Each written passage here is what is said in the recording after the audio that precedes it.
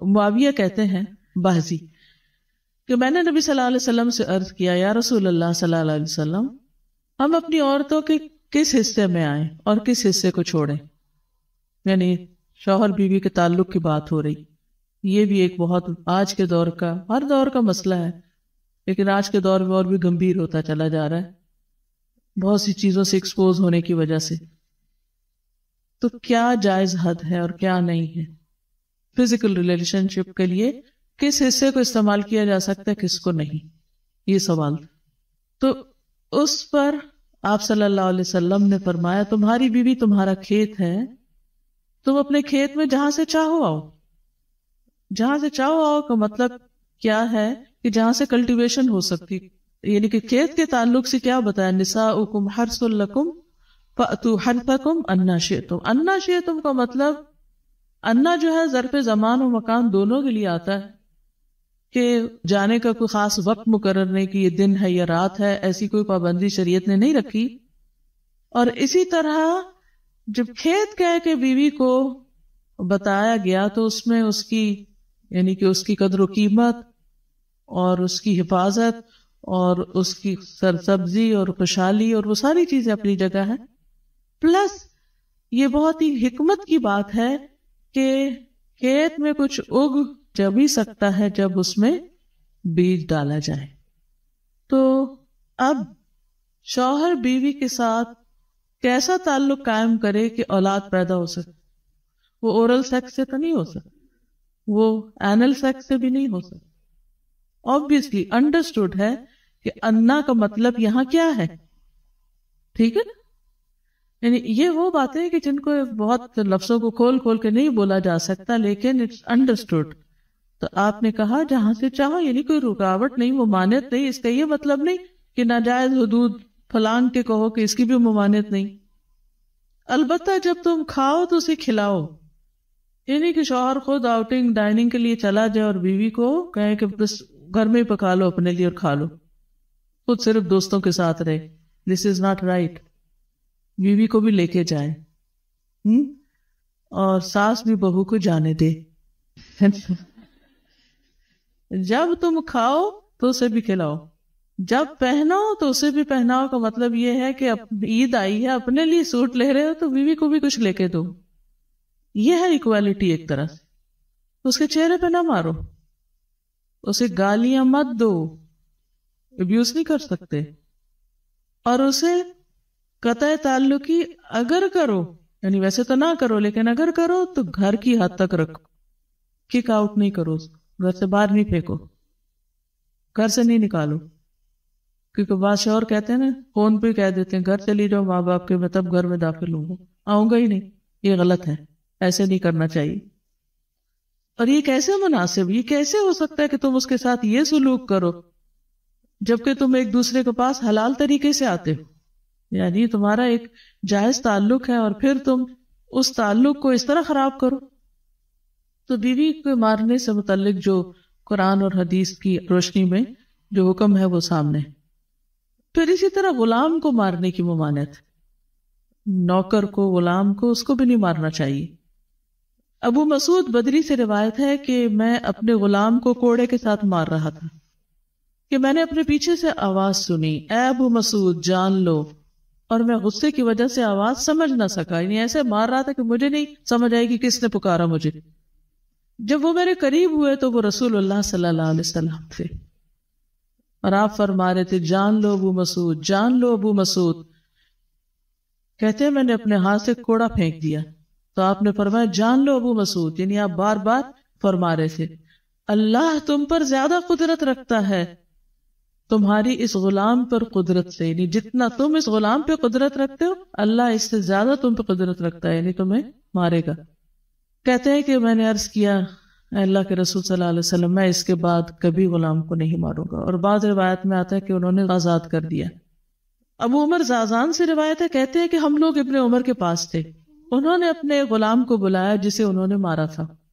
انہوں نے اس کی پیٹھ کھول کر دیکھی، کہا کیا تمہیں تکلیف ہو رہی ہے؟ اس نے کہا نہیں. اس کے بعد ابن عمر نے غلام کو آزاد کر دیا اور ایک تنکا زمین سے اٹھایا اور کہا کہ مجھے اس کا اتنا بھی اجر نہیں ملے گا جتنا اس تنکے کا وزن ہے۔ میں نے کہا ابو عبد الرحمن آپ ایسے کیوں کہہ رہے ہیں؟ انہوں نے کہا کہ میں نے رسول اللہ صلی اللہ علیہ وسلم کو فرماتے ہوئے سنا، جو شخص اپنے غلام کو بے قصور یعنی حد شرعی کے علاوہ مارے یا اس کے چہرے پہ تمانچہ مارے تو اس کا کفارہ ہی کہ اسے آزاد کر دی، کفارہ ہے، اس آزادی کا ثواب کوئی نہیں تنکے برابر بھی۔ یعنی بعض اوقات تم سمجھتے ہیں بڑی نیکی کی لیکن اس میں تو چھوٹ بھی جائے تو وہ بھی بہت بڑی بات ہے۔ صحابہ کرام جو تھے وہ خاص طور پر اس سے محتاط رہتے اور غلاموں سے درگزر کرتے تھے۔ ابو لیلہ کہتے ہیں کہ سلمان رضی اللہ عنہ نکلے، وہ اپنی سواری کو چارہ کھلاتے تھے تو وہ ہودے سے گرتا رہتا۔ ہودہ کیا کہتے ہیں؟ وہ چیز محمل باسکٹ کہہ لیں جس میں اس کا چارہ رکھ کے دیا جاتا۔ اس پر انہوں نے اپنے خادم سے کہا اگر مجھے قصاص کا خوف نہ ہوتا تو میں تمہاری پٹائی کرتا کہ تم نے ایسی چیز کیوں جانور کے آگے رکھی۔ تو مطلب یہ کہ اگر میں تمہیں ماروں گا تو مجھے بھی مار پڑے گی، اس لیے میں تمہیں مار نہیں رہا، ورنہ جو حرکت تم نے کی ہے اس میں تمہیں مار پڑنی چاہیے۔ نماز پڑھنے والے غلام کو نہ مارنا۔ ابو امامہ سے روایت ہے کہ رسول اللہ صلی اللہ علیہ وسلم خیبر سے واپس آئے تو آپ کے پاس 2 غلام تھے۔ حضرت علی رضی اللہ عنہ نے کہا اے اللہ کے رسول صلی اللہ علیہ وسلم ہمیں بھی ایک غلام دے دیں۔ آپ نے فرمایا جو چاہتے ہو لے لو۔ انہوں نے کہا آپ میرے لیے پسند کریں۔ اس سے انداز ہوتا ہے نا کہ ریلیشن شپ داماد اور سسر کا کیسا۔ آپ صلی اللہ علیہ وسلم نے فرمایا یہ لے لو، اس کو مارنا نہیں، کیونکہ میں نے خیبر سے واپس آتے ہوئے اسے نماز پڑھتے دیکھا ہے اور مجھے نمازیوں کو مارنے سے منع کیا گیا ہے۔ آپ صلی اللہ علیہ وسلم نے دوسرا غلام ابو ذر کو دے دیا اور اس کے ساتھ خیر و بھلائی اور حسن سلوک کرنے کا حکم دیا۔ پھر ایک دن پوچھا ابو ذر میں نے جو تمہیں غلام دیا تھا اس کا کیا حال ہے؟ انہوں نے کہا آپ نے مجھے اس کے ساتھ خیر و بھلائی کرنے کا حکم دیا تھا تو میں نے اسے آزاد کر دیا کہ میں وہ خیر و بھلائی کر نہیں سکوں گا۔ رفیع صاحب پوچھ رہے ہیں، میں بتا نہیں رہا کہاں سے ہیں تاکہ ایسا نہ ہو ان کے گھر والے جان لیں۔ میری عنقریب شادی ہونے والی ہے، مجھے زوجہ سے قربت کا سنت طریقہ بتا دیں۔ یہ سوال حیا کے خلاف ہے اور میں حیا کے خلاف سوالات نہ پڑھتا ہوں نہ اس کے جواب دیتا ہوں، لیکن چونکہ یہ سوال بہت زیادہ لوگ پوچھتے ہیں تو میں نے ہمت کر کے آج یہ پڑھ لیا ہے اور اس میں لوگ غلط گائیڈ بھی کر رہے ہیں، تو اس لیے میں اس کا جواب دے رہا ہوں کہ اسلام میں کوئی خاص طریقہ نہیں ہے اس کا۔ اس پہ فالتو کتابیں لوگوں نے لکھی ہوئی ہیں، پتہ نہیں کیا کیا، وہ ایسے ہی لوگوں کی آ رہا ہے۔ تو یہ چیز نیچرل ہے۔ جیسے کوئی پوچھے کھانا کھانے کا طریقہ کیا ہے تو بھائی منہ میں نوالا ڈال کے چباؤ نگل لو، خود بخود فطرت سکھاتی ہے انسان کو۔ تو ایسی زوجہ کے قریب فطرت خود سکھا دیتی ہے۔ ہاں شریعت نے جس طریقے کو حرام قرار دیا ہے وہ سب کو معلوم ہے کہ جو ہے وہ اللہ تعالیٰ نے جو بدکار لوگ جس طرح سے کرتے ہیں، جو لڑکوں سے بدفعلی کرنے والے لوگ ہیں، وہ طریقہ حرام ہے۔ تو باقی اللہ تعالیٰ نے میاں بیوی کا معاملہ رکھا ہے، ایک دوسرے کا لباس ہے، تو کمرے کی باتیں ہیں وہ جیسے چاہیں مناسب سمجھیں، وہ ان کا اپنا ذاتی عمل ہے، اس کا کوئی خاص طریقہ نہیں ہے اور یہ نیچر انسان کو خود سکھاتی ہے۔ نہ یہ طریقے نہ کسی سے سیکھنے کی ضرورت ہے۔ بعض لوگ تو حد درجے کی بے شرمی کرتے ہیں، وہ شادی سے پہلے جو ہے وہ فحش فلمیں دیکھتے ہیں تاکہ ہمیں طریقہ آ جائے۔ یہ انتہائی درجے کی بےہودگی ہے، انتہائی درجے کی ایک لعنتی عمل ہے یہ۔ تو یہ کوئی خاص طریقہ نہیں ہے۔ میاں بیوی ایک دوسرے کا لباس ہیں، وہ جس طرح سے ایک دوسرے کو سیٹسفائی کر سکتے ہیں وہ کر لیں تاکہ ان کی توجہ کسی اور طرف نہ جائے، وہ حلال کی تسکین ان کی بند کمرے کے اندر ہو جائے۔ اور یہ باتیں لوگوں سے شیئر بھی نہیں کرنی چاہیے۔ آج یہ بھی ایک حرام کاری ہو رہی ہے، میں بہت سخت الفاظ استعمال کر رہا ہوں اس لیے کہ یہ، اور میرے پاس کوئی ہلکا لفظ نہیں ہے۔ وہ کیا ہوتا ہے کہ مرد اپنی زوجہ سے ہم بستری کر کے اس کے راز دوستوں کے سامنے فاش کر رہا ہوتا ہے، میں نے ایسے کیا، میں نے ایسے کیا۔ لڑکیاں بتا رہی ہوتی ہیں اپنی فرینڈس کو کہ میرے شوہر نے میرے ساتھ ایسے کیا۔ یہ بہت لعنتی عمل ہے۔ آپ صلی اللہ علیہ وسلم نے فرمایا جو عورت اپنے شوہر کے راز یا شوہر بیوی کے راز فاش کرتا ہے اس پر لعنت ہے، حدیث کا مفہوم ہے یہ۔ تو یہ بند کمرے کی میاں بیوی کی باتیں، جس طرح سے وہ ایک دوسرے کو سیٹسفائی کر سکتے ہیں وہ کریں، ایک دوسرے کے لیے وہ حلال ہیں۔ اور بس وہ طریقہ جو لڑکوں سے بدفعلی والا طریقہ ہے وہ طریقہ اسلام میں حرام ہے۔ اور اسی طرح اورل سیکس پہ بھی میں ایک کلپ ریکارڈ کروا چکا ہوں، وہ بھی سن لیا جائے یا علماء کی جو اس بارے میں رائے ہے وہ دیکھ لی جائے۔ تو اس کے علاوہ جو بھی ہے میاں بیوی ایک دوسرے کے لیے اللہ نے حلال کیے ہیں، کوئی خاص طریقہ نہیں ہے۔ اور یہ حیا کی باتیں، ان کو بند کمرے کے اندر ہی رہنا چاہیے ان چیزوں کو۔ اور اس کے لیے جو فحش فلمیں دیکھی جا رہی ہیں یہ بہت غلط حرکت ہے، اور اس کو نا ایک ایجوکیشن کا نام دے دیا گیا اس زمانے میں، اور سیکس کی تعلیم کے نام سے بچوں کو پڑھایا جا رہا ہے اسکول میں, یہ سب بیہودگی ہے. لاکھوں سال سے انسان دنیا میں زندہ ہے, تو کیا اس کو یہ پتہ ہی نہیں تھا اور یہ ساری 6 ارب انسان ایسے ہی بغیر تعلیم کے پیدا ہو گئے ہیں کیا؟ تو یہ تو چیزیں نیچر خود سکھا دیتی ہے انسان کو کہ کیا کرنا ہے, کیسے کرنا ہے. اس میں کوئی اسکول کالج میں پڑھنے کی ضرورت نہیں ہے. ہاں شرعی احکام اس کے 2-4 ہیں, وہ علماء بتاتے رہتے ہیں, وہ کتابوں میں لکھے ہوئے ہیں کہ کون سا راستہ حرام ہے اور کون سے راستے میں آنا جائز ہے. تو اس لیے میں نے بہت ہی دل پہ پتھر رکھ کے آج اس کلپ کو ریکارڈ کروایا ہے, تاکہ لوگ اس بارے میں غلط طرف نہ جائیں اور ایک چیز کو ایک بہت بڑا ایشو نہ بنا لیں لوگ. بسم اللہ الرحمن الرحیم. اللہم صلی علی محمد وعلی محمد. مومنین کرام, جس طرح کہ آپ کو معلوم ہے کہ نکاح کے احکام ہم تفصیلی بتا رہے ہیں. گزشتہ ویڈیو میں ہم نے ذکر کیا کہ شادی کے بعد پہلی رات کے مستحبات کیا ہیں, حرام کیا ہے مباشرت کے درمیان, مکروہ کیا ہے, مباح کیا ہے, مستحب کیا ہے, یہ ہم آج ذکر کریں گے. ایک ویڈیو ہم نے بنائی تھی جس میں ذکر کیا تھا بعض چیزیں ایسے پھیل جاتی ہیں یا دوسرے فقہ سے ہمارے مومنین پریشان ہو جاتے ہیں کہ ہماری بیوی جو ہے وہ ان چیزوں سے آیا حرام تو نہیں ہوگی, جس طرح دودھ اس کا منہ میں چلا گیا بیوی کا دودھ یا اس طرح باقی چیزیں. تو وہ ہم تفصیلی ذکر کر چکے ہیں. اس ویڈیو کا لنک بھی ہم اس ویڈیو کی ڈسکرپشن میں ڈال دیں گے, وہ ضرور دیکھیں تاکہ معلومات میں اضافہ ہو. بعض چیزیں ایسی ہوتی ہیں جو ایسے پھیلا دی جاتی ہیں لیکن ان کا حقیقت سے کوئی تعلق نہیں ہوتا. تو مومنین کو ایسی چیزیں بتانا ہم شرعاً اپنی ذمہ داری سمجھتے ہیں. یہ چیزیں اگر ہم نہیں بتائیں گے, علماء نہیں بتائیں گے, طالب علم نہیں بتائیں گے, تو پھر مومنین کہاں سے سیکھیں گے. اس لیے اس ضرورت کو محسوس کرتے ہوئے تاکہ ہماری آنے والی نسلوں پر بھی اچھا اثر ہو اور ہمارا جو نوجوان طبقہ ہے جو شادی شدہ یا شادی کرنے جا رہا ہے ان کو بھی صحیح معلومات ہو, مستحبات کا پتہ ہو, حرامات کا پتہ ہو, تاکہ وہ اپنی زندگی اسلامی طریقے کے مطابق گزار سکیں اور روحانی اچھے اثرات مرتب ہوں ان کی زندگی پر اور برے اثرات سے وہ دور رہ سکیں. تو آج ہم کچھ مکروہات اور آداب جمع, مکروہات و مستحبات ذکر کریں گے.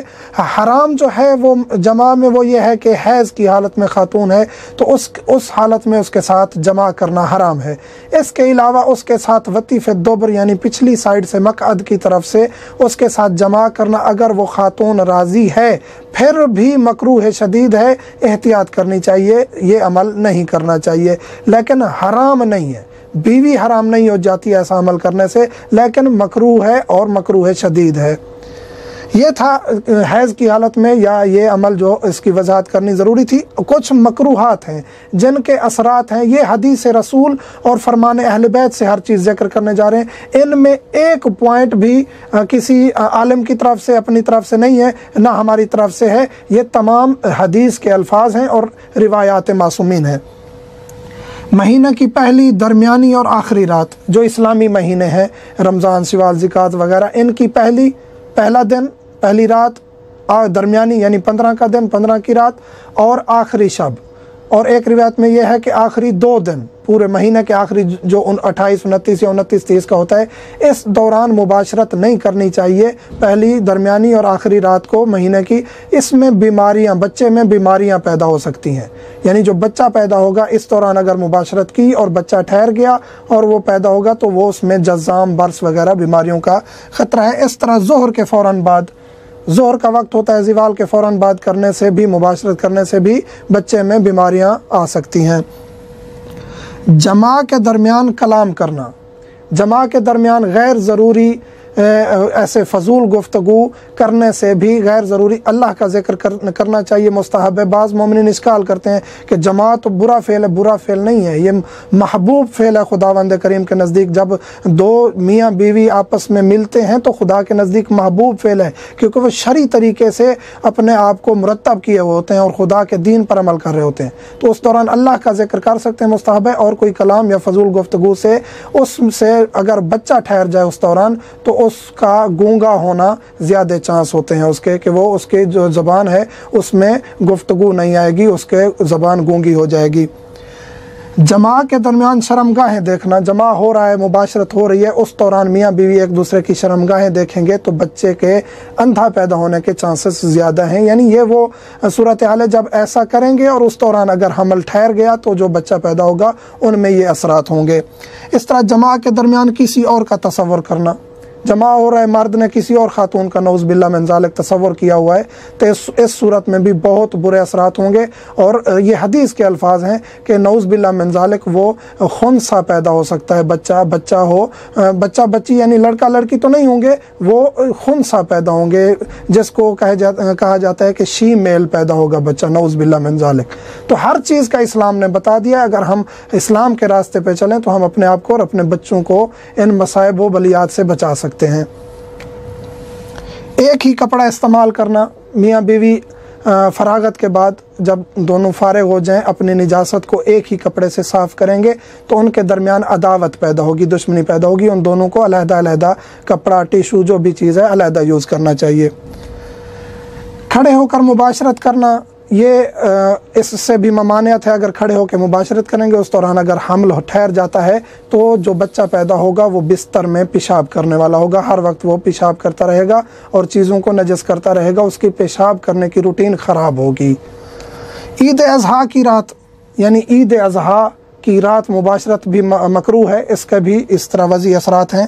फलदार दरख्त के नीचे, फलदार दरख्त है, कोई भी फलदार दरख्त है, उसके नीचे अगर करेंगे जमा मुबाशरत तो उस सूरत में भी बच्चा जो है वो जल्लाद पैदा होगा, कातिल पैदा होगा, यानी संग दिल पैदा होगा, तो उस सूरत में भी इज्तिनाब करना चाहिए। सूरज की शुआओं के सामने, सूरज की शुआएं सामने पड़ रही हैं तो उस सूरत में बिल्कुल मियाँ बीवी को अपने जिस्म से कपड़े बिल्कुल खाली नहीं कर देने चाहिए, ये भी मकरूह है। उनके जिस्म के ऊपर थोड़ा सा कपड़ा होना चाहिए जो उनको ढांप ले। अज़ान और इकामत के दरमियान भी मुबाशरत नहीं करनी चाहिए। हामला के साथ वुज़ू के बगैर, अगर प्रेग्नेंट है खातून तो उसके साथ अगर मुबाशरत कर रहे हैं तो वुज़ू करना चाहिए। वैसे भी वुज़ू करके जमा करना मुस्तहब है, लेकिन उस सूरत में ज़्यादा ताकीद है कि प्रेग्नेंट खातून है तो उसके साथ जमा से पहले वुज़ू करें। छत पर, खुली छत है, छत पर मियाँ बीवी मुबाशरत करते हैं तो इसके भी बुरे असरात हैं, यानी बेशरम, बेहया इस किस्म का बच्चा पैदा होगा, मुनाफिक पैदा होगा, इससे इज्तनाब करना चाहिए। सफ़र की रात, सफ़र करना चाहते हैं अगले दिन मियाँ बीवी, तो उस रात के लिए भी मकरूह है कि वो मुबाशरत ना करें, तर्क करें। खाना खा के भरा पेट है तो उस सूरत में भी मुबाशरत नहीं करनी चाहिए, जिस्म को नुकसान पहुँचता है, बीमारियों का ख़तरा ज़्यादा होता है। खौफ और परेशानी की हालत में, मियाँ बीवी में से दोनों में से कोई एक या दोनों परेशान है या खौफ है तो उस सूरत में भी मुबाशरत तर्क कर देनी चाहिए, मकरूह है कि उस सूरत में मुबाशरत करें। कसूफ, खसूफ यानी खौफ की हालत है, चांद गिरहन का वक्त है, सूरज गिरहन का वक्त है, आसमानी कोई भी आफत है, तेज़ आंधी है, ज़लज़ला है, उस सूरत में मुबाशरत तर्क करनी चाहिए, मकरूह है। बच्चों के सामने ये इंतहाई अहम है। बाज़ दफ़ा मकान तंग होता है, एक कमरा है या ऐसी सूरत हाल है कि बच्चे आपके मियाँ बीवी जो है ना वो मुबाशरत कर रहे हैं, बच्चे आपके सामने हैं, तो वो जाग ना रहे हों, जाग भी ना रहे हों। अगर वो सो रहे हैं और उनकी नींद इतनी पक्की नहीं है कि आपकी आवाज़, मुबाशरत की आवाज़, आपकी जो मुबाशरत के दरमियान आवाज़ें निकल रही हैं या आपकी सांस निकल रही है, बच्चा इतना करीब सोया हुआ है, लेटा हुआ है, आपको देख रहा है या आपको सुन रहा है, उस सूरत में नऊज़ बिल्लाह मिन ज़ालिक, ये हदीस के हर चीज़ हदीस से बता रहे हैं कि वो नऊज़ बिल्लाह मिन ज़ालिक ज़ानी या ज़ानिया होंगे, लड़का है या लड़की, उनमें ज़िना की जो है वो गलत आदत कुदरती तौर पर इन वालिदैन के इस फ़ेल से उनमें आ जाएगी। किबला रुख होकर, किबला रुख, मर्द किबला रुख हो के मुबाशरत ना करे, मकरूह है। इस तरह एहतलाम है, मर्द को एहतलाम हो गया है तो उस सूरत में भी अब एहतलाम के बाद गुस्ल करे फिर मुबाशरत करे, मकरूह है कि फिर एहतलाम के बाद वो मुबाशरत करे बीवी के साथ और फिर बाद में दोनों गुस्ल की एक ही नियत, क्योंकि गुस्ल हम पहले जिक्र कर चुके हैं कि गुस्ल एक ही कर सकते हैं, जितने भी आप पर गुस्ल वाजिब हों या मुस्तहब हों। अगर पहले मुबाशरत की है, ये सवाल बहुत ज़्यादा होता है, फिर गुस्ल नहीं किया, दोबारा मुबाशरत करना चाहते हैं तो ये मकरूह नहीं है, बस आप वज़ू कर लें और आप दोबारा मुबाशरत कर सकते हैं। वज़ू नहीं किया, कुलियाँ कर लें, हाथ धो लें तो किराहत दूर हो जाएगी। लेकिन अगर एहतलाम हुआ है, एहतलाम हुआ है, उसके बाद फिर आप गुस्ल करें, फिर जाके मुबाशरत करें। अगर एहतलाम के बाद आप मुबाशरत करते हैं तो ये मकरूह है। दोपहर में वती करना यानी कि मक़अद की तरफ खातून को यानी बीवी को मक़अद में मुबाशरत करना, अगरचे वो राज़ी है, पहले मैं ज़िक्र कर चुका हूँ, मकरूह है, शदीद है, इज्तनाब करना चाहिए, एहतियात करनी चाहिए। कुछ मुस्तहबात भी हैं। हरामात ज़िक्र कर चुके हैं कि हैज़ की हालत में नहीं करना चाहिए, हराम है हैज़ की हालत में जमा करना। इस तरह बाकी चीज़ें जो हमने ज़िक्र की हैं मकरूहात। अब मुस्तहबात भी कुछ हैं, वो ये हैं कि बिस्मिल्लाह पढ़ें जमा से पहले, बावुज़ू हूँ मुस्तहब है, प्यार से पेश हैं। ये भी हदीस है, रिवायत है कि प्यार से पेश आ जाए, ख़ातून को अपनी मोहब्बत देनी चाहिए, संग दिली, सख्ती और जल्दी का काम नहीं करना चाहिए, ये मकरूह है और ये आदाब के ख़िलाफ़ है। जल्दी नहीं करनी चाहिए, उनसे शफ़क़त, मोहब्बत और इस अमल के दरमियान लज्जत होनी चाहिए। ये हर चीज़ हमें अहले बैत ने और इस्लाम ने सिखा दी है। इसके बाद यानी प्यार, नरमी, शफ़क़त, मोहब्बत के बाद इंसान की मुबाशरत को तकमील तक पहुँचना चाहिए। और सोमवार की रात, मंडे की रात मुस्तहब है। इस रात अगर मुबाशरत करेंगे, बच्चा ठहर जाता है तो वो हाफिज़ कुरान पैदा होगा, यानी उसके अंदर हिफ्ज़ कुरान की ताकत बहुत ज़्यादा होगी। मंगल की रात अगर करेंगे मुबाशरत, बच्चा पैदा होगा तो उस सूरत में, यानी मंगल की रात मुबाशरत की, हमल ठहर गया, बच्चा पैदा होगा तो उसके अंदर शहादत का रुतबा होगा, शहीद होगा, उसके अंदर वो कुव्वत कुदरती तौर पे आ जाएगी। ख़मीस की रात और दिन बहुत अहम है। मंगल की रात के बारे में बहुत ज़्यादा फ़ज़ाइल ज़िक्र किए गए हैं। इसी तरह ख़मीस की रात और ख़मीस का दिन, यानी ज़ोहर के बाद हमने कहा था कि मकरूह है, लेकिन ख़मीस के दिन मकरूह नहीं है, ज़ोहर के बाद आप मुबाशरत कर सकते हैं, बल्कि मुस्तहब है। जुम्मा की रात और जुम्मा का दिन, ख़ुसूसन जुम्मा का दिन असर के बाद, यानी नमाज असर यानी वक्त असर के बाद, ये भी मुस्तहब है और इनके भी फ़वाइद हैं। अगर बच्चा ठहर जाता है तो उसके असरात अच्छे होंगे। ये मकरूहात और मुस्तहबात ज़िक्र करने का मकसद ये है कि अगर इन चीज़ों का ख्याल रखा जाए तो हमारी जो आने वाली नस्लें हैं उनमें अच्छे असरात होंगे। अगर इन चीज़ों का ख्याल रखते हैं, बच्चे की तलब है, बच्चा हम चाहते हैं और प्रेगनेंट खातून हो जाती है इन चीज़ों का ख्याल रखते हुए, तो यकीनन खुदावंद करीम और उनके पाक हस्तियों का जो कलाम है वो हक है, सच है और उनमें किसी किस्म की शक की गुंजाइश नहीं है। तो हमारे बच्चे ज़ाहिरी और बातनी ऐब से पाक होंगे। इन चीज़ों का ख्याल जितना रखेंगे उतना हमें फ़ायदा होगा, दुनियावी भी उखरवी भी। तो ये थे हरामात, मकरूहात, मुस्तहबात जो ज़िक्र किए जाते हैं, शरीयत में मौजूद हैं, रिवायात में मौजूद हैं। इन चीज़ों का ख्याल रखना चाहिए। दीगर कुछ भी ऐसे मकरूहात ज़िक्र किए जाते हैं कि कश्ती में भी मुबाशरत नहीं करनी चाहिए, जैसे बहरी जहाज़ है, कश्ती है, इन चीज़ों में, और बाकी इस तरह कुछ और दीगर हैं, लेकिन जो मौसक तरीन रिवायात और अहादीस से हमें ये मिले हैं, हमने ज़िक्र किए हैं, मोमिन से मुल्तमस हैं, हमें दुआओं में याद रखा करें। और जो इन चीज़ों के बारे में सवालात आपके जहन में उठते हैं तो वो आप कमेंट्स करेंगे, इंशाअल्लाह हम उनका जवाब देंगे। वल्हम्दुलिल्लाहि रब्बिल बिस्मिल्लाहिर्रहमानिर्रहीम। बिस्मिल्लाहिर्रहमानिर्रहीम। निसाउकुम हर्सुल लकुम, तुम्हारी बीवियां तुम्हारी खेतियां हैं। क्या खूबसूरत अंदाज है, पर्दे के अंदर गुफ्तगू करके एक सेंसिटिव टॉपिक को बड़े अहसन तरीके से एड्रेस किया जा रहा है। फ़अतू हर्सकुम अन्ना शिअतुम, तो अपनी खेतियों में आओ जिस तरह से भी तुम चाहो। इस कॉन्टेक्स्ट में बुखारी और मुस्लिम में हदीस है कि यहूदियों के यहाँ ये एक मिथ पाई जाती थी कि अगर कोई शख्स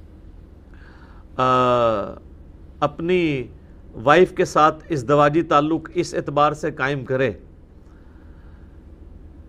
कि वो उसकी वाइफ जो है वो अब ज़ाहिर है कि मैं कंट्रोल फाज में ही गुफ्तगू करूँगा।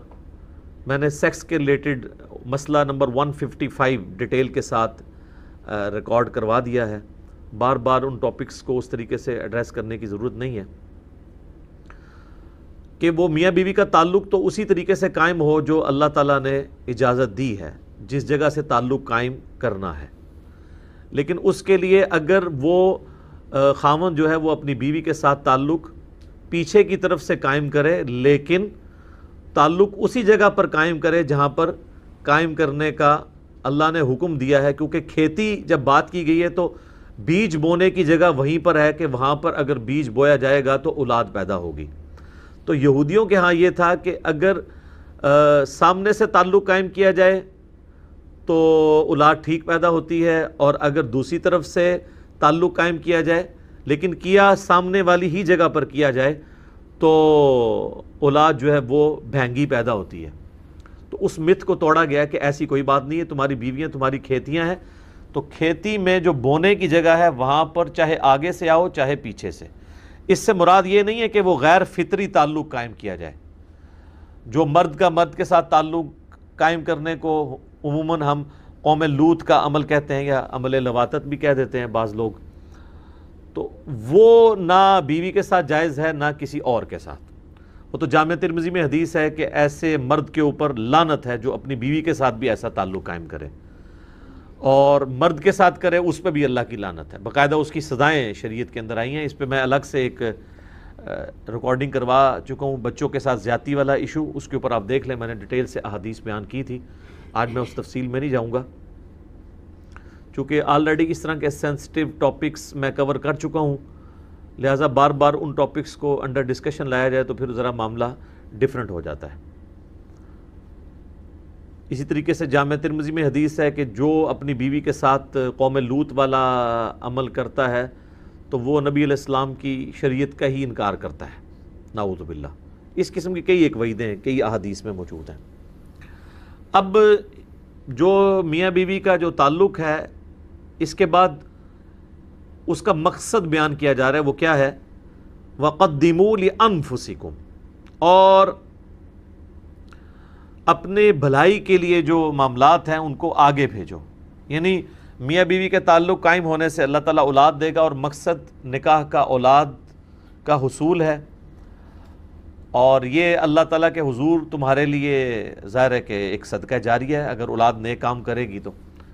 اس لیے تو ہمیں دعا سکھائی گئی ہے نا، ربنا ہب لنا من ازواجنا وذریاتنا قرۃ اعین وجعلنا للمتقین اماما، سورۃ الفرقان کے اندر۔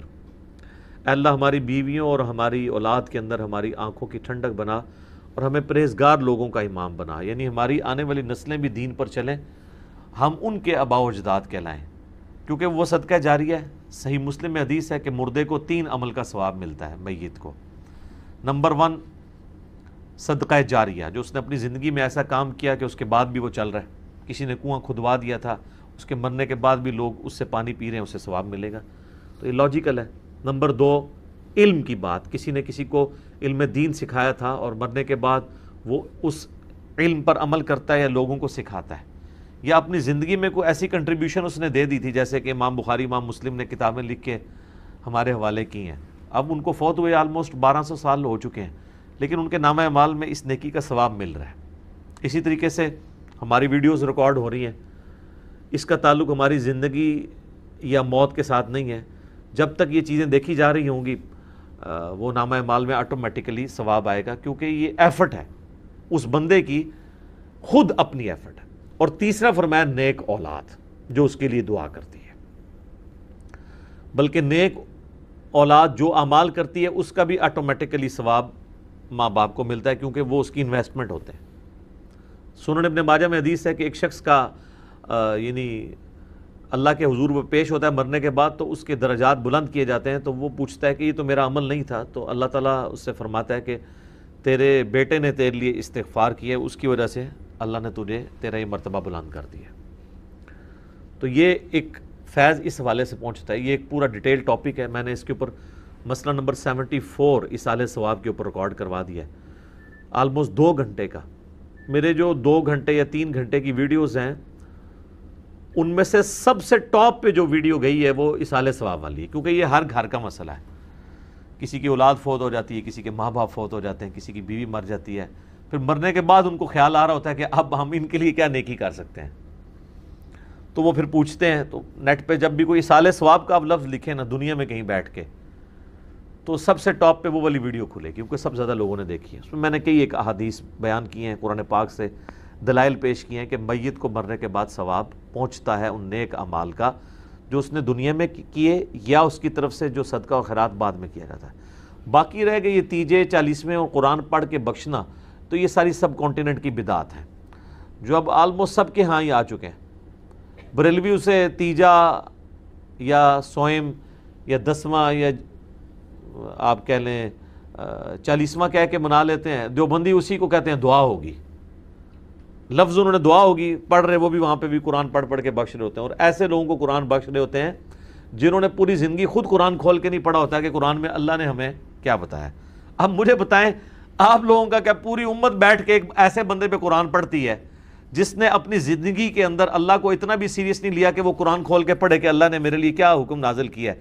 تو آپ لوگوں کا قرآن پڑھنا یہ دھونس کے ساتھ مرے ہوئے بندے کو بخشوا سکتا ہے؟ Not at all. ویسے اگر اولاد اس کی قرآن پڑھ رہی ہے, وہ خود بھی جو قرآن پڑھ رہی ہے, نمازیں پڑھ رہی ہیں, اس کا ثواب اس کے ماں باپ کو پہنچ رہا ہے, وہ ایک الگ سے چیز ہے. لیکن اللہ کے اوپر کسی کی دھونس نہیں ہے, یہ ذہن میں رکھیے گا.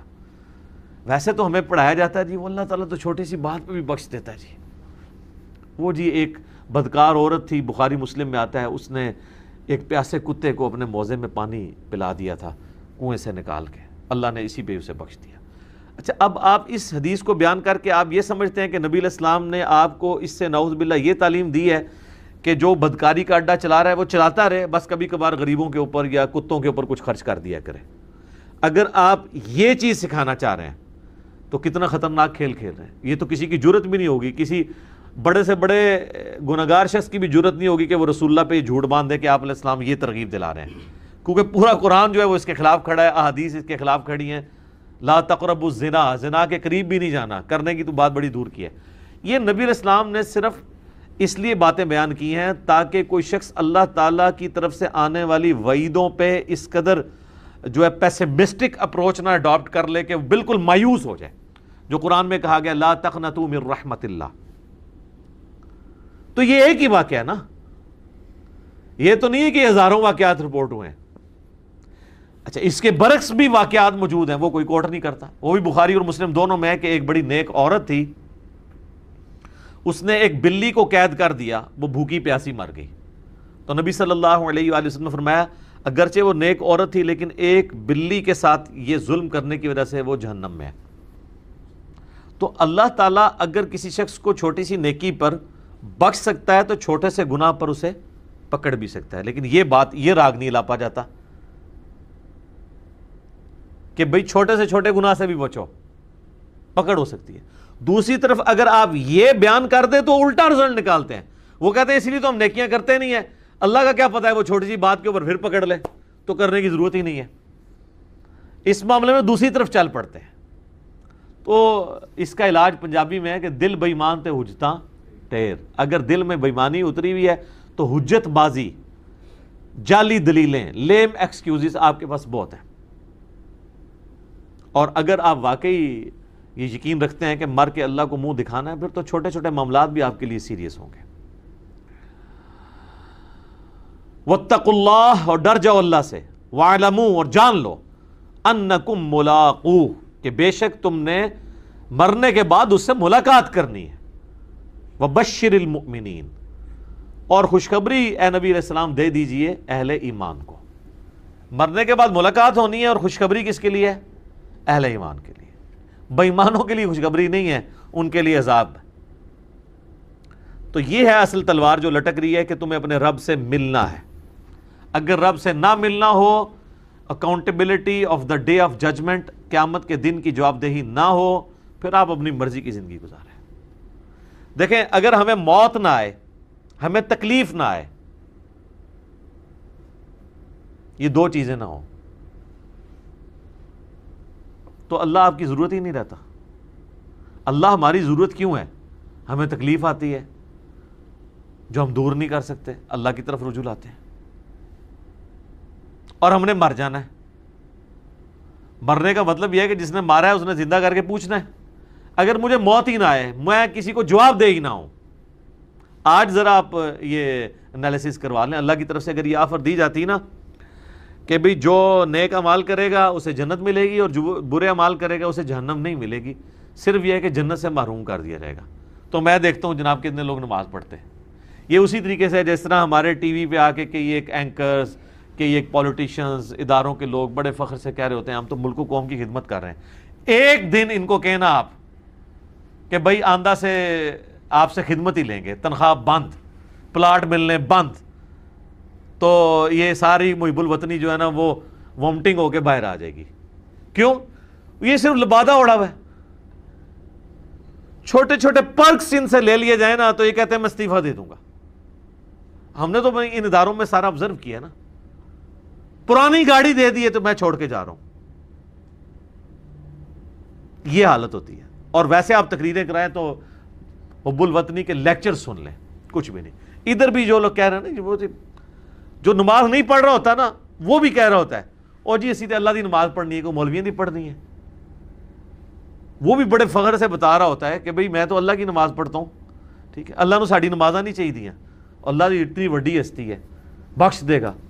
یہ سارے جو جاہل ہیں وہ اس قسم کے ایکسکیوزز پیش کر رہے ہوتے ہیں کیونکہ انہیں اللہ کا تعارف نہیں ہوتا۔ اس کا تو مطلب ہے کہ اللہ نے کتابیں ویسے ہی بھیج دی، پیغمبر ویسے ہی بھیج دیے، کچھ بھی نہیں ہونا تھا۔ تو آج اگر اللہ کی طرف سے یہ اناؤنسمنٹ ہوتی نا قرآن میں کہ جو نیک اعمال کرے اسے جنت، جو نہ کرے اسے جہنم میں نہیں ڈالا جائے گا، صرف جنت سے محروم کیا جائے گا، سارے کہتے ہیں جناب کوئی ضرورت ہی نہیں کرنے دی، اسی لائف کو انجوائے کرو۔ یہ جو تلوار لٹکی ہوئی ہے نا ملاقات کی، یہ ہے اصل تلوار جس کی وجہ سے انسان جو ہے وہ پھر آمادہ ہو جاتا ہے اللہ کی طرف۔ تو اس میں یہ چیز امپلائیڈ ہے کہ پھر یہ جو جنت کی لالچ ہے اور جہنم کا خوف یہ ہمارے ایمان کا حصہ ہے۔ سورہ سجدہ میں ہے کہ اللہ کے بندے جو ہیں اس خوف اور طمع لالچ کی وجہ سے اس کو پکارتے ہیں، یہ کوئی عیب نہیں ہے، کیونکہ جنت کی لالچ کس نے دی ہے؟ شیطان نہیں، اللہ نے۔ تو جو لالچ اللہ دے رہا ہے اس لالچ کی طرف جانا اور اس کو فخریہ بیان کر رہا ہے کہ میری رحمت کا مقام ہے، اس جنت کی توہین کرنے والا تو کافر ہے۔ ہاں صوفیاء لا کہتے رہے جی ہم جنت کو آگ لگا دیں گے اور دوزخ کو جو ہے وہ ٹھنڈا کر دیں گے تاکہ لوگ اللہ کے لیے عبادت کریں، یہ نان سینس بات ہے۔ یہ جو لوگ کہتے ہیں نا ان کو ذرا ایک دن کے لیے نہیں ہے، 1 منٹ کے لیے جو ہے نا ان کو موم بتی پہ ذرا ہاتھ رکھوائیں، ساری بزرگی باہر آ جائے گی نا جی، ٹھیک ہے نا۔ تو وہ جناب وہ کہتے ہیں جی بایزید بستامی فرماتے تھے کہ قیامت والے دن میں اللہ کو یہ آفر دوں گا کہ مجھے اکیلے کو دوزخ میں ڈال دے اور پوری انسانیت اگر بخشی جائے تو میں دوزخ میں جلنے کے لیے تیار ہوں۔